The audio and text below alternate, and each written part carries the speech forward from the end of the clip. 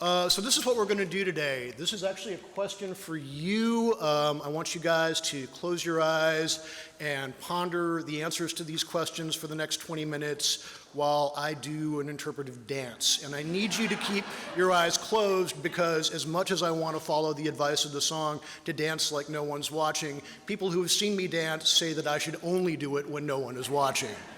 So, no, in all seriousness, I am the founder and creative director of this bizarre little enterprise called Art Crank.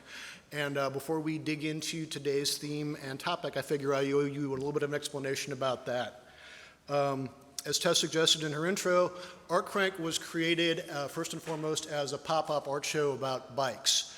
This is something that we started in Minneapolis and have been fortunate enough to carry around the country and around the world, finding people who are as passionate about bicycles and art as anything you can imagine, even more so here than here in Minneapolis, where people actually manage to ride bikes year-round. Did anybody bike here today? Nice job, nice job. So we did that for about 8 years, and then at the end of the year last year, we launched our first e-commerce site at artcrank.com with the idea of taking the same structure that we used in our live shows, getting groups of artists together to create handmade work inspired by bicycles and showing it and selling it, but doing that online. So if you're keeping a score at home, we launched a business in 2007 and took 8 years to start selling stuff online. Pretty sure that's exactly what they're teaching people over at the Carlson School of Business right now. So, yeah, kind of a different way of going about it. But what I want to do today is talk a little bit about language, or as I prefer to think of it, language, or in the tone of voice that your parents would use when you used a little non-standard English. So I guess this is a good time to maybe give what could either be a spoiler alert, a trigger warning, or a foregone conclusion, since anybody who knows me knows that it's only a recent accomplishment of mine to be able to complete a sentence without using some derivation of the word fuck. There will be more of that to come, so yeah, I guess I'm sorry, Mom and Dad. But when we talk about language, and I figured this is a great theme for me because I'm an English major, my background's in writing, and I'm lucky enough to be able to work with visual language and posters. Language that is a great way of telling stories, a great way of communicating without using words at all. And one of the most incredible things for me about Art Crank is being able to experience all of the different ways that people think about bicycling and the roles that bikes play in their lives and expressing that visually. We did our first show in Minneapolis in 2007. I had this nightmare about ending up with like 35 copies of the same poster because really it was just a bike, and how many different ways can you express that visually? About 3,000 at least, as it turns out so far, with no two ever really being alike. And it's something that always impresses me about what people are able to do. So the kinds of things that people are able to do, and my favorite posters are always the ones that tell stories. Some are more abstract, some are a little bit more literal, but I love posters where you can look at it and put yourself in it and understand a story. So this is an example from a show that we did in Detroit a couple years ago. And the team that created this was a husband and wife design and printing team. And from what I understand, from what they told me, this is kind of like the story of their courtship as kids, meeting in secret, you know, out the window in the backyard with the bikes. And this is kind of like the John Hughes movie of posters. You know, it's like you just want to be in that scene. You want to be part of that. And it's this really, really romantic vision. And then there's other things like this one, another one of my favorites, where you've got these animals who are riding bikes. And what I love about this one is that the animals aren't really anthropomorphized at all. They're just doing what they would do if they encountered bicycles and riding the ones that fit them. And I think I really like this one because if you've ever seen me ride a bike, it is a little bit like watching a bear try to ride a tricycle. So again, just a very different story, something you can put yourself in. This is a poster that we had originally in our Boston show from 2013. And I love this just because you can feel the energy of something about to happen. And you've got this guy kind of decked out in his aviator outfit with wings on his bike, looking down the road at this ramp and probably a trip to the emergency room sometime in the near future. But you want to just be part of that scene and feel that energy. And sometimes the stories are actually kind of sad. The name of this poster is actually Sad Bear, and it makes me break up every time I see it. It's just you know, the tie and the bike, and it just breaks my heart. And it's stories like this that we've been lucky enough to see and share in different parts of the U.S. and around the world since 2007. So today what I want to do is use language to tell you a few stories from that, give you some free advice, and hopefully let you leave with a little bit different idea of what life might look like as a result. So I'm going to start by going back to 2007, those thrilling days of yesteryear. 2007 was the year the iPhone was introduced. Purely coincidental, I'm sure.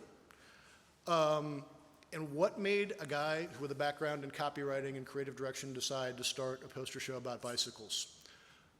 It's actually a pretty direct result of the work that I was doing in my full-time job at the time. I was working for an agency here in Minneapolis called Martin Williams, and the work that I was doing at that point in my career was primarily digital, websites, emails, banners, fun stuff like that. And I was doing it for clients who were in industries like financial services or agrochemicals or power sports. And what I learned about working on those businesses was that I liked bikes better than anything with an engine, that I should never eat anything that was grown outside of my backyard, and that I was never going to have enough money to retire.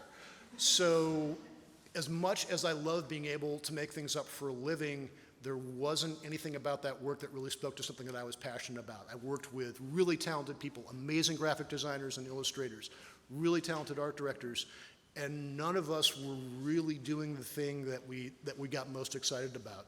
And Art Crank came out as a byproduct of that, of wanting to create an experience, one, that happened in the real world instead of online, where instead of just pushing a button on a website to get something, you had to show up in a specific place at a certain time to get a creative product that was made by hand and available in limited quantities. And I wanted to do it with people like myself who were really passionate about cycling and would bring all of their talents and their heart to the work that they did and create something remarkable. At this point, I should add that I have no background in event management or planning. This is the first art show I ever put on, and I had no idea what to expect. I think I actually managed to show up late to my own first event because really who was going to come right when the doors opened. And when I walked in to our first show at One-on-One Bikes down on Washington Avenue, this is kind of what I saw. This is what about 400 people in a space that comfortably seats 40 look like. And it really, really blew me away because it was the one thing that I wasn't prepared for. I wasn't prepared for the event to be a success. And there's a couple favorite things about this picture that I just want to share with you as long as it's up on the screen. I'm kind of in the middle. You can sort of see my very high forehead and my glasses at about 11 o'clock. And my favorite thing about this, though, is that you can see down here in the corner, those are my parents. That's my mom and dad in the orange and red jackets. My parents have the uncanny ability to look like tourists no matter where they go, and they kind of tend to stand out as a result. And when I see them in this picture, I like to think that they're asking themselves, where did we go wrong? You know, that all those years at that expensive liberal arts college, and he still swears like a trucker and drags us out to places like this. But they've been fantastic supporters of everything I've done throughout my life, especially cycling. My dad's an engineer by training, and as soon as I learned how to ride a bike, he made sure that I knew how to fix one. So I've been working with bikes for pretty much as long as I've been able to keep one upright. And I think the thing about doing the show that I didn't realize when I planned it was that when you do art about bikes, you get everybody's different experience of cycling and the perspectives that they bring as riders, whether they're commuters or racers, and you create sort of this shared experience where even people who have nothing else in common have a means to relate to each other and a language all of their own to connect. Something that I didn't expect to come from this, but it's something that's been, again, part of the story of the show that's really rewarding to share with people. So with that in mind, my first piece of free advice, pretty simple. If you don't care about what you're doing, it's gonna suck, and you're not gonna enjoy it. Not to get too academic on you, but I think one of the legacies of the Industrial Revolution is that it started separating human beings from handmade work. and creating things themselves, something that was accelerated even more by technology. And now we have these wonderful devices that we carry around in our pockets that can bring every facet of the world to us at the touch of a button, and we never have to be bored again. And that's actually kind of a problem, because boredom is a necessary precondition for creativity. You have to be bored, you have to be dissatisfied with something in order to create a solution, to come up with a new idea, to change the way you look at the world. And we've got all of this wonderful technology at our disposal, but it's only good if it enables us to channel those creative impulses and those ideas in positive directions and do something interesting with it. So, again, it was just a coincidence that we launched the show at the same time the iPhone was being introduced. And part of me wonders that if the idea had come along a couple years later, if I would have done it the same way, or if I would have looked at the idea of doing live bike art shows the same way. So that's kind of the story number one. And for story number two, I'm going to skip a few years ahead to 2010. 2010 was the year that we did our first show in London. We'd done cities in the US like San Francisco and Portland, St. Louis, San Francisco, otherwise, I think I said that. And then we had an opportunity to do a show in London. And for me, as a kid growing up in middle America, London was sort of this magical city that was the epicenter of cool. I think when I looked at a map of England, it was like just basically all of it was London. And everything great came from there. All the great music, the Beatles, the Stones, the Who, the Clash, Duran Duran, Kajagoogoo, all the greats, all the greats. But it had this larger-than-life presence for me, and being able to do a show there was sort of a high watermark in my life and in sort of what Art Crank has meant to me. And I think, even though I was really excited about doing it, I get in the mode with events where I'm really focused on sort of the details. How long are the lines? Do people have to wait to buy posters? How's the beer doing? Do we have enough change? Is everybody having a good time? And just kind of doing this manic decapitated chicken impression, wandering around galleries, just trying to make sure that everything is going the way it's supposed to be. So unsurprisingly, I kind of suck at living in the moment, which can make this job a challenge at times. And I'm lucky enough to be married to someone who knows that about me.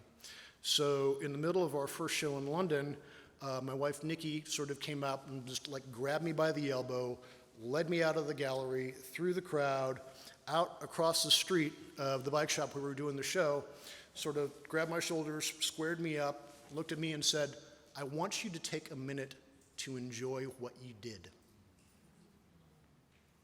And a minute feels like a really, really long time when you're in the midst of like this controlled panic. But it reminded me of all the reasons that I started doing the show in the first place and the experience that I wanted to create.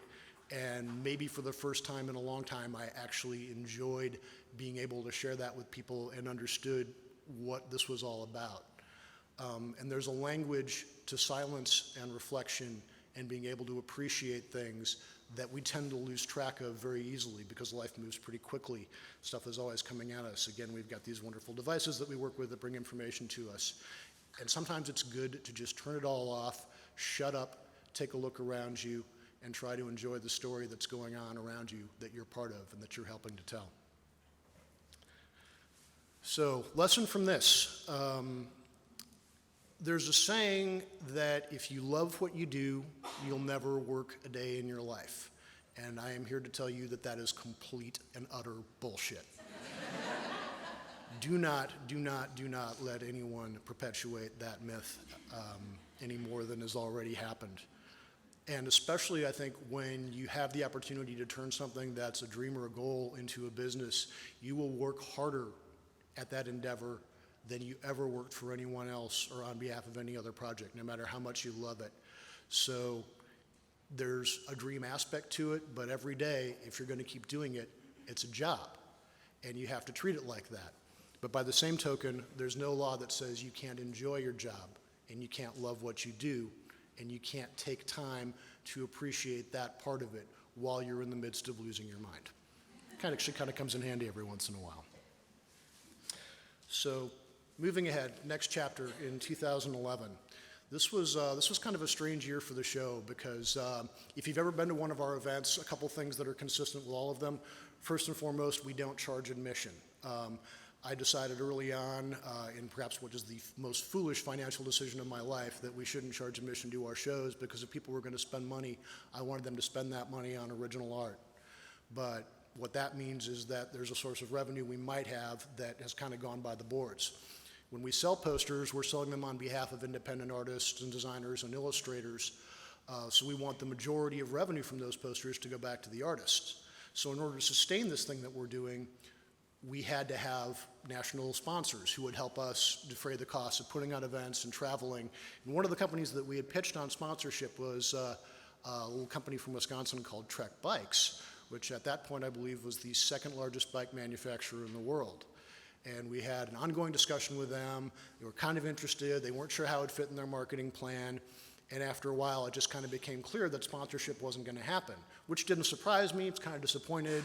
But I moved on, and about 2 weeks after I'd had my last conversation with my contact, he rang me back up and said, "What would you think about working with us to build a bike?" And my first reaction to this, being the oldest child Capricorn rule follower that I am, was, well, that doesn't make any sense. If they don't want to sponsor us, but they want to build a bike with us. And at this point, thankfully, 10-year-old me intervened, and I need to introduce you to 10-year-old me. Yeah, that's a great photo. I think my favorite part of this picture is that, you know, when you ride a bicycle now and you're wearing jeans or pants, you usually roll up the pant leg. My strategy was just to wear pants that were like 8 inches too short, and not have to do it. They're basically capri pants, although I didn't know it at the time. So that's me at about age 10. These are my friends, my squad. As you can see, our squad goals were bikes, bad hair, questionable fashion choices, all the great things about the 70s. But 10-year-old me and my friends started talking to me at this point and said, "Shut up, say yes. There's no good reason to do this, but there's no bad reason to do it. What could possibly go wrong with this? You're getting a chance to build and design a bicycle with one of the largest names in cycling. Go with it. Who cares what happens?" So that started us down a road to create a bike that looked like art. And the art that we wanted to channel was the experience of riding a bike and some of the things that went into screen printing. So we worked with dot patterns and halftones and, you know, just kind of shapes and colors that suggested motion and moving fast. I wanted it to look like it feels to ride a bike really quickly. And one of the first challenges we had with this is that when you've got a poster, you've got a flat surface that's easy to put ink and shapes on.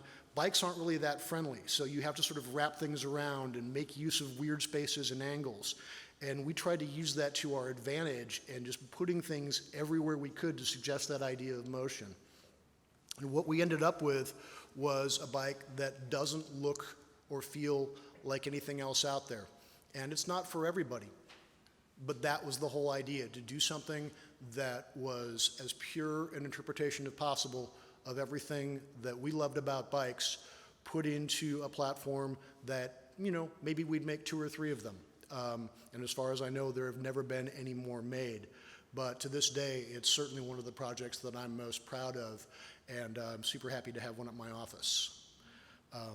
If you ever get a chance to build a custom bike, I highly recommend it. Lesson from this. I think we get into routines and we want things to make sense because that makes our heads quiet and enables us to sort of get on with our day. And we get comfortable by doing the same things over and over again, by, you know, sort of following our own paths and sticking to the things we know work. And I think the most dangerous words in the English language are, "We've always done it that way." And anytime you hear that, what you're hearing is someone who's stopped thinking about what they're doing and is following a path and isn't using the ability that they have to think beyond what's already been done and to create something new. So it's a good thing to get out of your comfort zone. It's a good thing to challenge those perceptions. It's a good thing to do something that scares the hell out of you, because those are the things that produce the most interesting results. So moving ahead to 2013, this was the biggest year ever for Art Crank. We put on 15 events in 3 countries, including the UK and France. We did our first ever retrospective exhibit with the AIGA National Conference in Minneapolis. We had so much going on. We did our first jersey design with Twin Six, and kind of the cherry on the cake for me was that I did an interview with Bicycling Magazine. It was the first time we'd ever really been profiled in a national publication. And I didn't really know what the context of the interview was going to be presented in, but I got the issue in the mail, and I saw this thing on the cover that said, 8 cyclists who are changing the world. And it's like, okay, that sounds interesting. It'll be a good article. I didn't know that that was the article about me and 7 other people who were supposedly using bikes to make the world a better place. And I think what struck me most about the article was that the picture that went along with it was me basically looking like a miserable son of a bitch. I was there with the photographers for probably about 2 hours. I don't know if they ever got me to smile. I weigh in that picture probably about 20 or 25 pounds more than I do now, and I hadn't been on a bike ride of more than a few blocks in months at a time.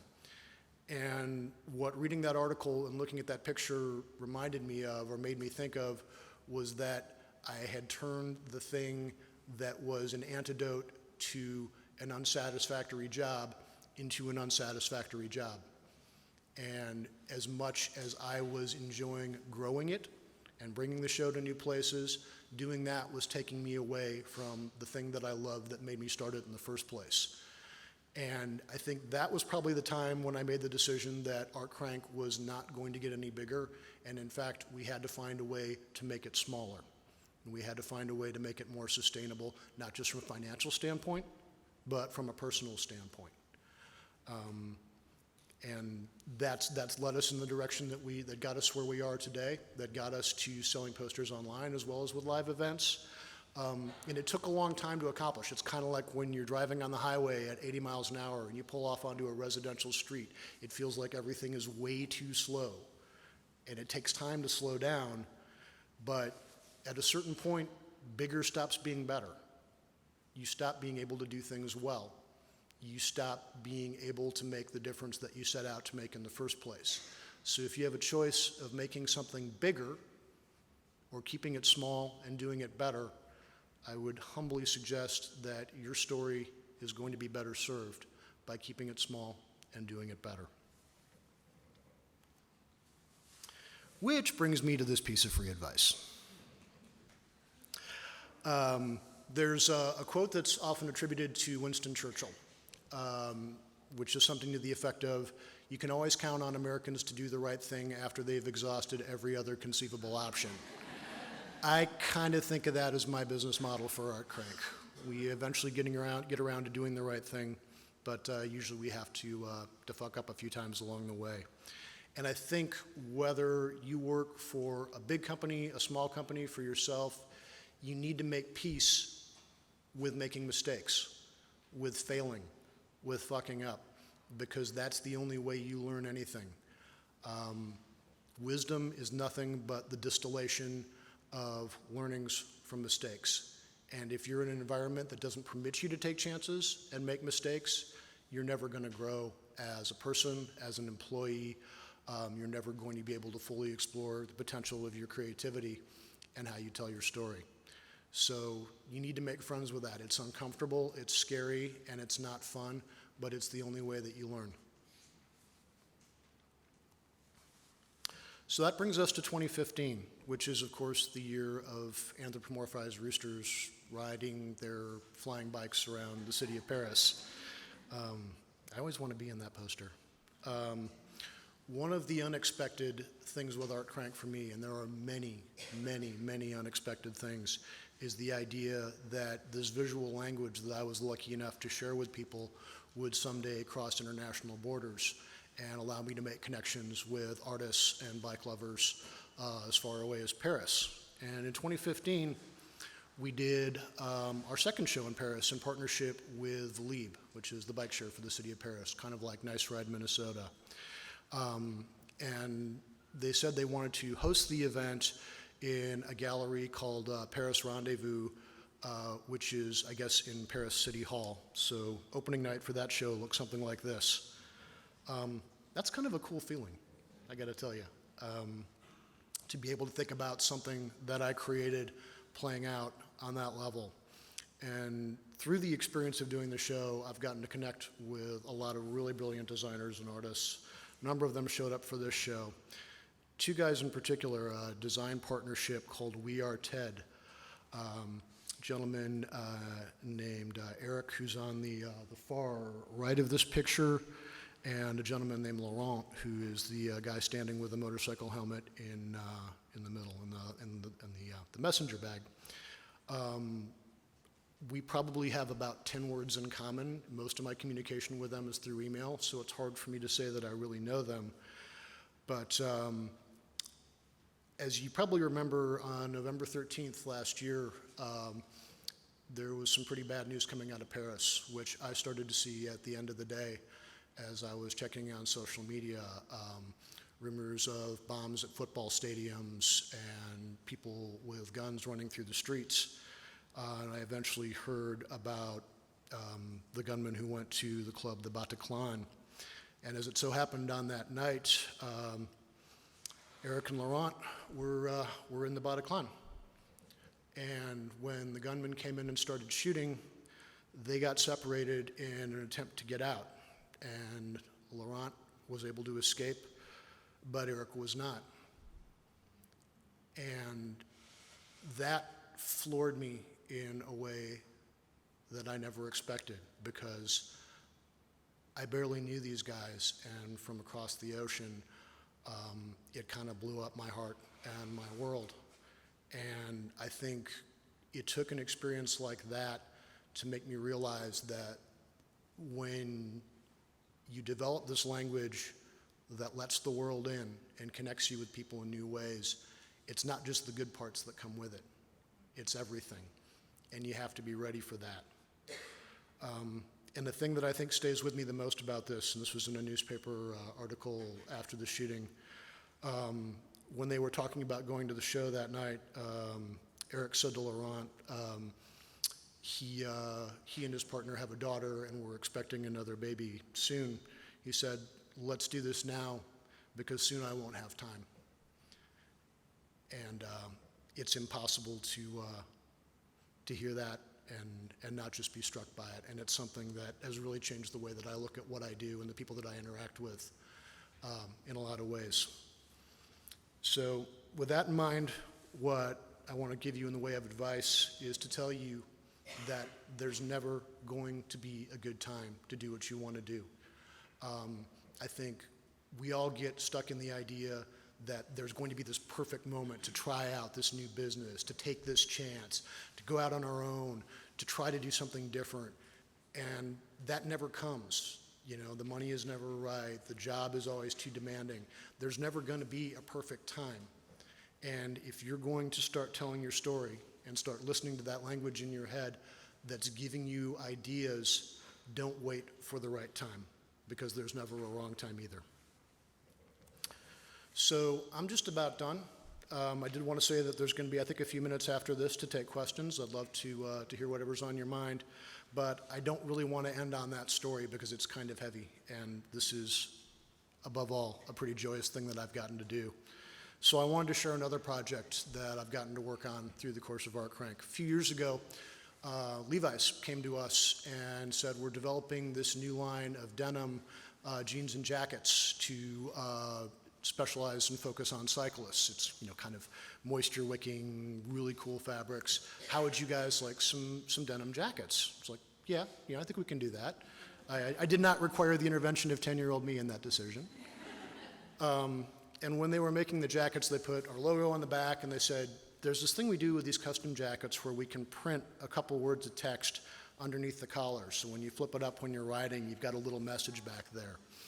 It's like, well, what do you want to put back there? And it's like, okay, you give this to a copywriter. It's like, great, I have to write a headline. I have to write something in like 3 words that says something meaningful. And the words that I ended up going with are the ones that I want to leave you with today. I don't know if you can read that. It says, go make something. It's the idea that started me down this path in the first place. And I think when we think about what language means in our lives, we think about words, we think about images, but there's this language we all have with the time that we've been given to tell a story, to make things up, to accomplish great things. So what I want to let you do, if you take one thing away from today, these 3 words: go make something, and go make the world a little bit better while you're at it. Thank you very much.